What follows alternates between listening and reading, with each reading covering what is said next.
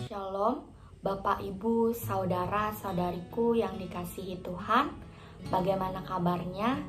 Saya berharap Bapak, Ibu, saudara-saudariku dalam keadaan sehat, tetap semangat, dan penuh sukacita dalam menjalani kehidupan hari ini dan seterusnya.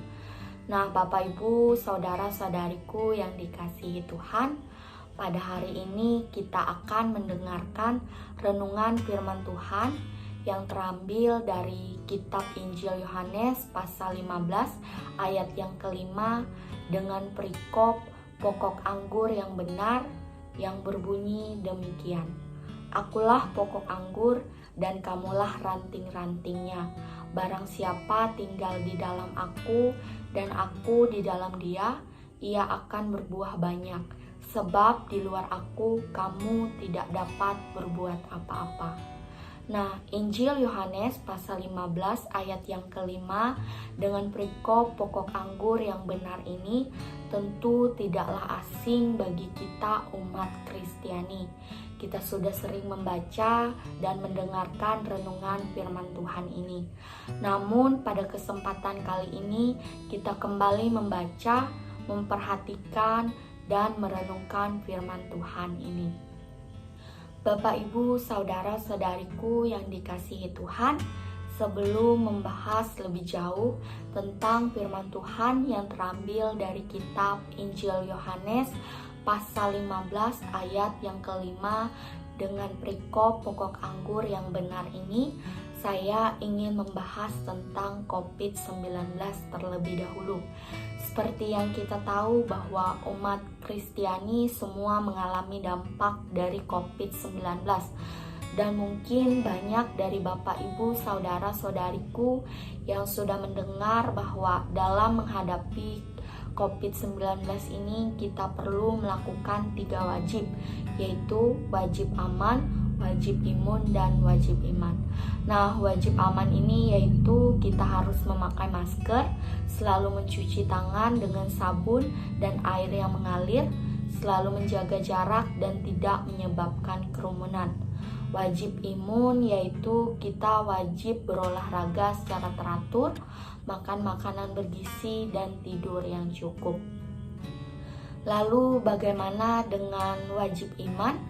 Wajib iman yaitu kita harus kuat di dalam Tuhan, sebagaimana yang dikatakan Rasul Paulus dalam kitab Efesus pasal 6 ayat yang ke-10 yang berbunyi demikian.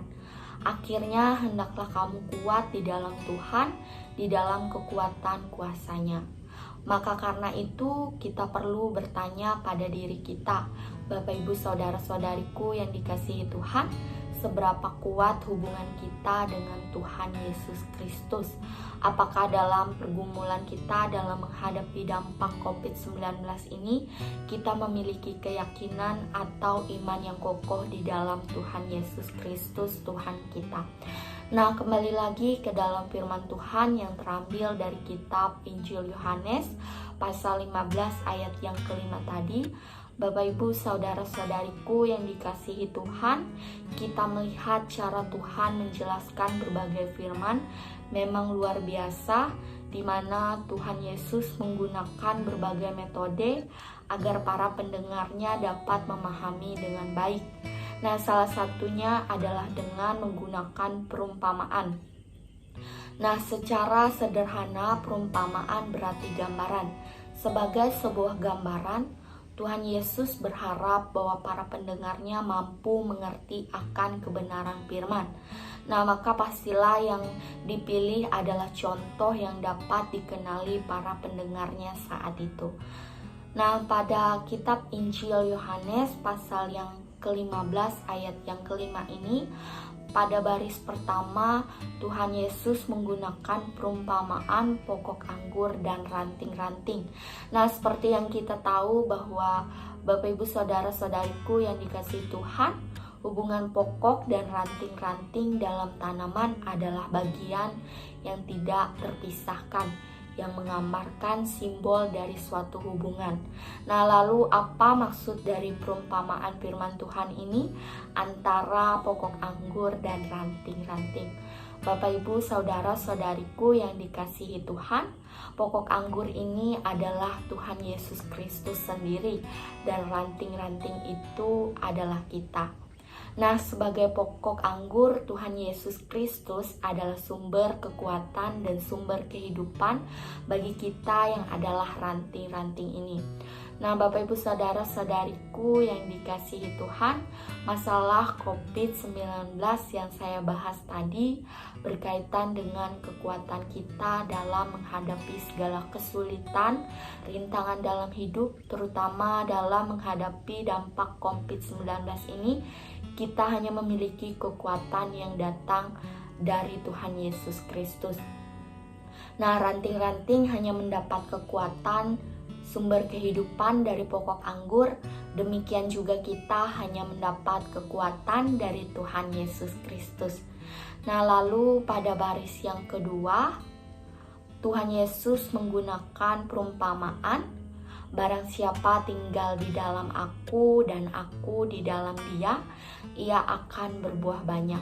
Nah, Bapak, Ibu, saudara-saudariku yang dikasihi Tuhan, analogi ini menunjukkan hubungan yang tidak dapat terpisahkan, yaitu antara Tuhan Yesus sendiri dan kita. Jika kita sebagai ranting-ranting terpisah dari Tuhan Yesus sebagai pokok anggur, maka kita ranting-ranting ini tidak akan menghasilkan buah yang banyak. Bahkan kita ranting-ranting ini akan menjadi kering dan mati. Nah, mengapa hal ini terjadi? Yaitu karena pada dasarnya sebuah ranting tidak memiliki kemampuan untuk berbuah. Ranting-ranting itu hanya melekat pada batangnya, yaitu pokok anggur. Sehingga dengan sendirinya ranting-ranting akan menghasilkan buah.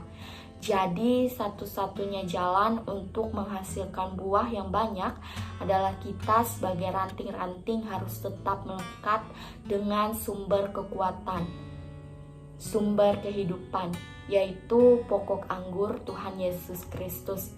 Tetapi pada kenyataannya Bapak, Ibu, saudara-saudariku yang dikasihi Tuhan, masih banyak dari kita yang mengandalkan kekuatannya sendiri. Padahal pada logikanya saja Bapak, Ibu, saudara-saudariku yang dikasihi Tuhan, tidak mungkin sebuah ranting pohon anggur berbuah tanpa melekat pada batangnya, yaitu pokok anggur. Dari sini Bapak, Ibu, saudara-saudariku yang dikasihi Tuhan, kita dapat mengambil kesimpulan bahwa kita tidak bisa hanya mengandalkan kekuatan kita sendiri, karena kita hanyalah sebuah ranting yang membutuhkan pokok anggurnya. Maka dari itu Bapak, Ibu, saudara-saudariku yang dikasihi Tuhan, saya mengajak marilah kita ranting-ranting ini tetap melekat pada pokok anggur, yaitu Tuhan Yesus Kristus. Meskipun di tengah kesulitan, rintangan dalam hidup, terutama dalam menghadapi dampak dari COVID-19 ini. Karena jika kita setia melekat pada pokok anggur, maka kita akan menerima kekuatan dari Tuhan Yesus Kristus dan menghasilkan buah banyak yang bermanfaat bagi sekitar kita, dan tentunya buah yang dapat menjadi kemuliaan bagi Tuhan Yesus Kristus. Nah, Tuhan Yesus Kristus adalah Immanuel. Dia adalah Allah yang menyertai kita. Dia tidak akan meninggalkan kita sebagaimana ranting-rantingnya. Dia akan selalu menyertai kita selama-lamanya. Marilah kita terus beriman kepadanya, selalu bersekutu dengan Dia, dengan erat bersandar dan menyerahkan diri kita hanya kepadanya. Tuhan Yesus Kristus sumber kekuatan kita hari ini sampai selama-lamanya. Berbahagialah orang yang mendengarkan firman Tuhan serta melakukannya hari lepas hari. Amin untuk firman Tuhan kita hari ini.